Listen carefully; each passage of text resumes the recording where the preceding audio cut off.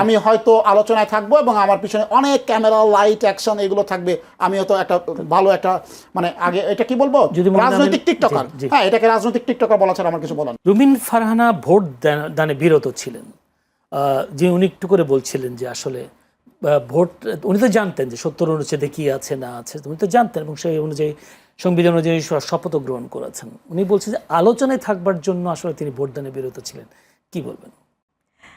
দেখেন আমি একটা কথা বলি, ভোট তো যদি আমি মনে করি নাগরিকের যেমন ভোটাধিকার আছে, সে তার ভোট দিবে কি দিবে না এটা তার সিদ্ধান্ত।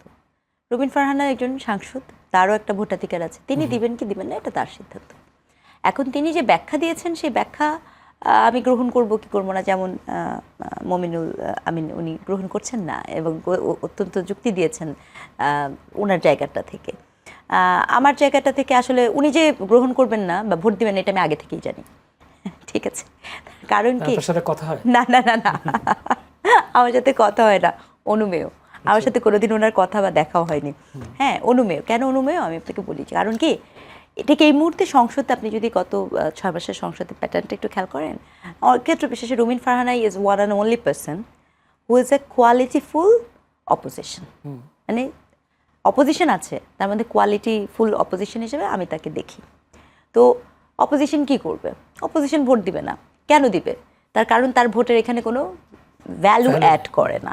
তো আমি যদি ওনার জায়গায় থাকতাম আমি এই কথাটা বলতাম যে আমার ভোট দেয়া না দেয়াতে এটা কোনো ভ্যালু অ্যাড করে না, দেন ইটস ডিসমিসাল। কিন্তু তিনি এটাকে 70 অনুচ্ছেদ নিয়ে এসে বা এটা এনে যেই কথাটা উনি বলেছেন, সেক্ষেত্রে আসলে ওটা হতে পারে তিনি একই সাথে মনে করিয়ে দিতে চেয়েছেন পলিটিক্যালি যে আপনারা যে 70 অনুচ্ছেদ নিয়ে যেহেতু আপনার বিরোধী দলের সাথে একটা অলরেডি আছে, সেইটা উনি পলিটিক্যালি পয়েন্টেড আউট করেছেন, সেটা ওনার পলিটিক্যালি করারই কথা। অথবা হতে পারে যে তিনি ভাই যেটা বলেছেন যে হয়তোবা সে কারণে বলতে পারে। কিন্তু আমি ব্যক্তিগতভাবে মনে করি যে যেখানে ওনার ভোটের ভ্যালু অ্যাড করে না সেখানে উনি ভোট দিবেন না। উনি হয়তো এখন স্বতন্ত্র বলে সেই সিদ্ধান্তটা নিতে পেরেছে, কিন্তু যদি উনি দলের হলে তো তাহলে তো তিনি ডেফিনেটলি পারতেন না, অফকোর্স নট। তখন কি তিনি এই কথা বলতেন না? তখন তিনি কখনোই এই কথা বলতেন না, নির্দ্বিধায় আমি বলতে পারি, কারণ বলার কোনো সুযোগ নেই। মানে সিস্টেমটার মধ্যে এরকম, তাহলে ওই তো সদস্য পদ সুযোগই নাই, কারণ 70 অনুচ্ছেদে ওই সুযোগই তো নাই আপনার, রাইট? সো তিনি ওটার মধ্যে থাকলে তো কখনোই বলতেন না। আসলে সত্যিকার অর্থে আমরা একটা নির্বাচন দেখেছি, কিন্তু আসলে এটা তো আর ওরকম নির্বাচন না। এখানে যখন একটা দল 2/3 ভোট পেয়ে যায় তখন তার মনোনীত প্রার্থী রাষ্ট্রপতি হবেন, এটাই খুব স্বাভাবিক। কিন্তু যদি 2/3 প্রার্থীতা না পেত তখন নয় আমরা একটুখানি ওকে ইলেকশনটা খুব জমজমাট হচ্ছে, এরকম তো ব্যাপারটা না। তাহলে আপনি আমাদের প্রধান নির্বাচন কমিশনার যে বললেন আজকে খুবই সুষ্ঠু ভোট হয়েছে, সুন্দর ভোট হয়েছে, এত সুন্দর পরিবেশ, ভোট হওয়াটা খুবই ভোট তো সুষ্ঠুই হয়েছে, ভোট সুষ্ঠু হয়েছে। দেখেন সংসদ থেকে তো ব্যালট বাক্স চুরি করার কোনো সুযোগ নাই, এটা প্রকাশ্য ব্যালটে ভোট, এটা এমন কিন্তু গোপন ব্যালটে ভোট না। আমি একটা ছোট সংসদ, আমি একটা একটা যদি একটা অ্যালাউ করেন আমাকে, দেখেন রুমিন ফারহানার প্রসঙ্গে আমি আরেকটা তথ্য দিতে চাই।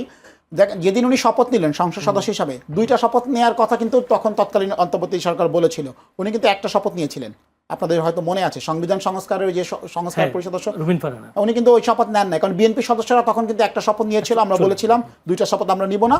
উনি কিন্তু বিএনপির অবস্থানের সাথে রেখেছিলেন, কারণ উনি আশা করেছিলেন উনি হয়তো বিএনপিতে আবার ফেরত আসবেন, ওনাকে হয়তো কোনো মন্ত্রণালয়ের প্রতিমন্ত্রী বা মন্ত্রী এরকম করা হবে বা অন্য কোনো দেওয়া হবে, এই আশায় কিন্তু উনি দ্বিতীয়টা শপথ নেন নাই। তখন কিন্তু উনি এসব কথা বলেন নাই। আজকে হঠাৎ করে যখন তিনি সংসদ বর্জন করলেন, এটা আমি আবারই বলবো, আমি আসলে অন্য কোনো মন্তব্য করতে চাই না, বর্ণবাদী কোনো মন্তব্য তার সম্পর্কে করতে চাই না, কিন্তু খুব সুস্পষ্টভাবেই বলবো নাসিরউদ্দিন পাটোয়ারিকে দেখে আমাদের মনে অনেকের ভিতরে লাড্ডু ফুটছে যে একটা উল্টাপাল্টা কিছু করলে হয়তো আলোচনায় থাকা যাবে, আমার ভ্যালু অত আরো বাড়বে, আমি হয়তো আরো বেশি আলোচনায় থাকবো, জনগণ আমাকে গ্রহণ করবে, সেই রাজনীতির দিন শেষ। আমি এতটুকু নাসিরউদ্দিন পাটোয়ারি উনি হয়তো তাকে অনুসরণ করছে, নাসিরউদ্দিন পাটোয়ারির কথা অনেকেই করছে, শুধু রুমিন ফারহানা না, আমাদের দেখা অনেকেই যারা বিরোধী দলের ভূমিকা অবতীর্ণ হচ্ছেন তারা পাটোয়ারি মডেলকে অনুসরণ করছে। রাজনীতিতে একটা মডেল তৈরি হয়ে গেছে, পাটোয়ারি মডেল, যে আমি কিছু একটা উল্টাপাল্টা বললেই আমি হয়তো আলোচনায় থাকবো এবং আমার পিছনে অনেক ক্যামেরা লাইট অ্যাকশন এগুলো থাকবে, আমি হয়তো একটা ভালো একটা মানে আগে এটা কি বলবো রাজনৈতিক টিকটকার, হ্যাঁ এটাকে রাজনৈতিক টিকটকার বলা ছাড়া আমার কিছু বলার নেই।